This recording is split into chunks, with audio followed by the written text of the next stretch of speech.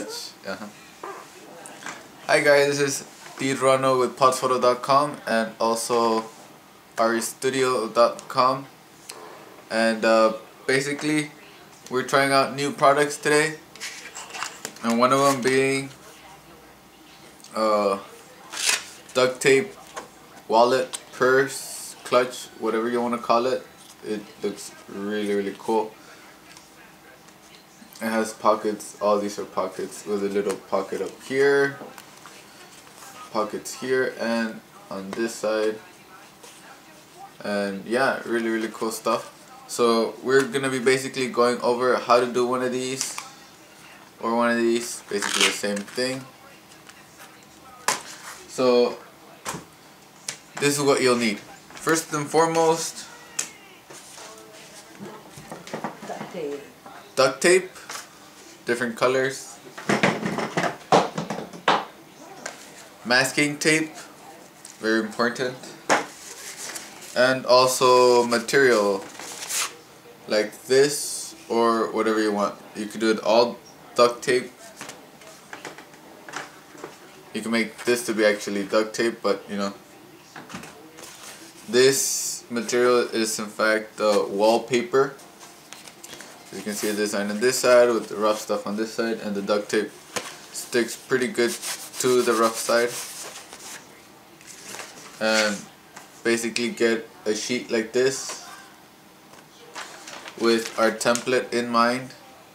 This would be very useful to be able to complete it, a template, so you could basically know what to do and then work over and over using that template. But yeah, in this case I use silver duct tape on this surface. And obviously you will need cutting utensils like scissors. You'll need X-Acto knife.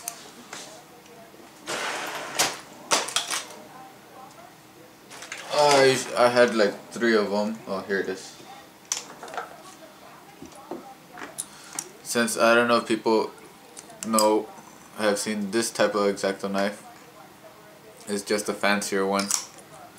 Or a regular X-Acto knife usually comes in a silver pen looking shape with the knife, except I took this one off for safety reasons. Also a metal ruler if possible, because when you do use this to make a straight cut, if you use a plastic ruler you might be cutting your ruler at the same time, which might be bad for you guys because you know it's your ruler.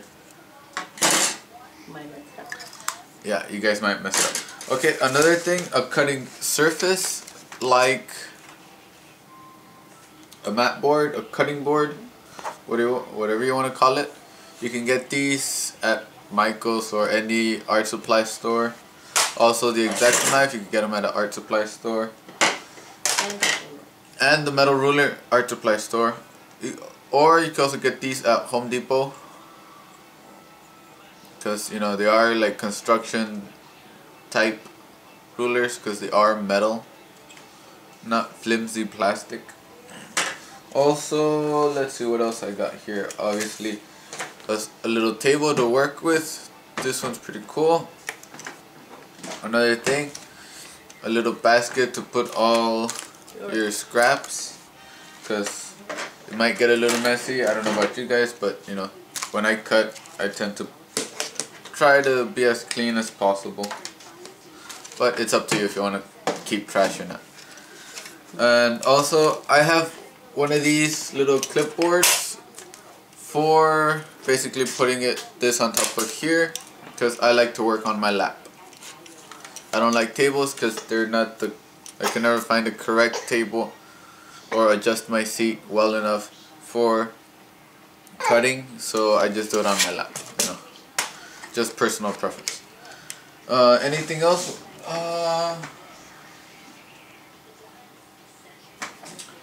That will be it. I think those are all the materials. The content piece.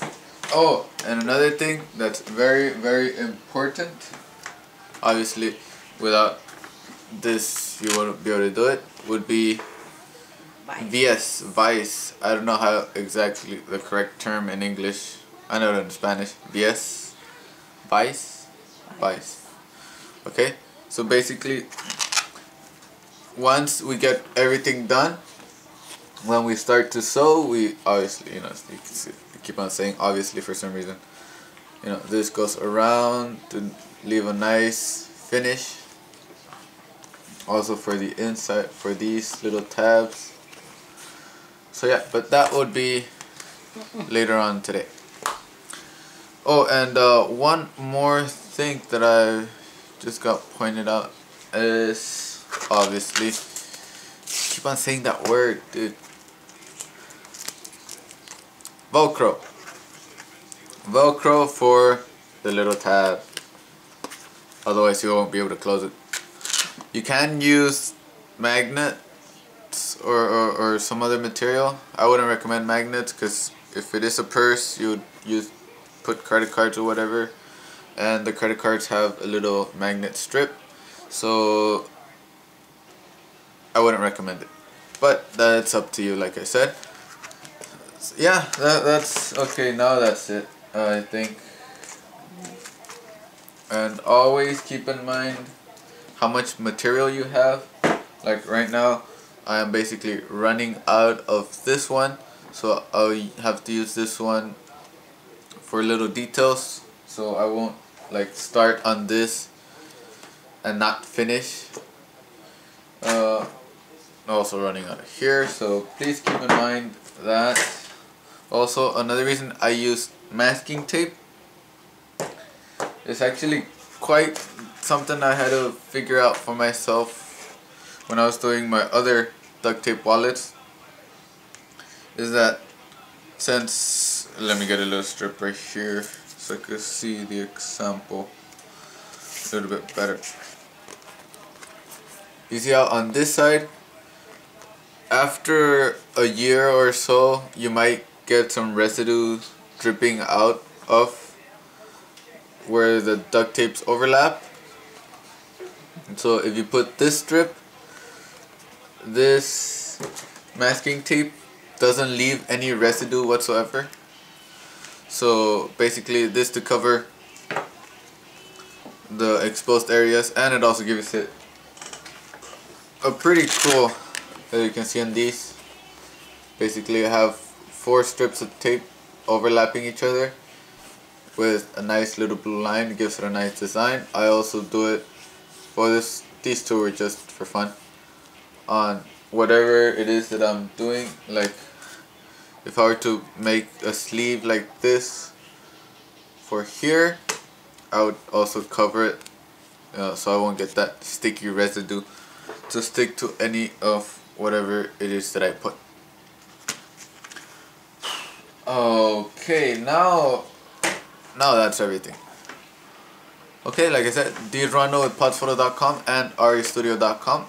Hopefully this will be just the intro to the series of videos, because it will take more than one video to complete the wallet.